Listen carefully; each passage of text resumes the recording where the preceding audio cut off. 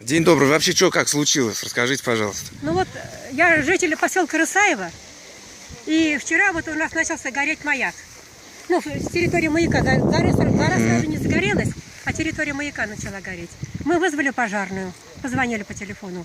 Вроде бы сказали, поедет пожарная. Пожарная, не знаю, она приехала слишком поздно, может быть, не знаю. Может быть, всего одна была машина. Ну, гора сгорела наша вся, маяк, весь маяк наш сгорел. И вот территория весь наша горит. Второй день горит.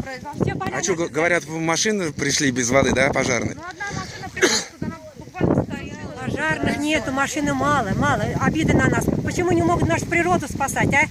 Жалко, вот все погибло. Вот мы 3 дня дышим здесь, вот ужасно. Мы в центре Рысаева живем, и невозможно дышать было. Потому что у нас маленький ребенок, мы ему мочили тряпку, чтобы он дышал. Невозможно, понятно. на улице даже дышать. На улице невозможно было выйти.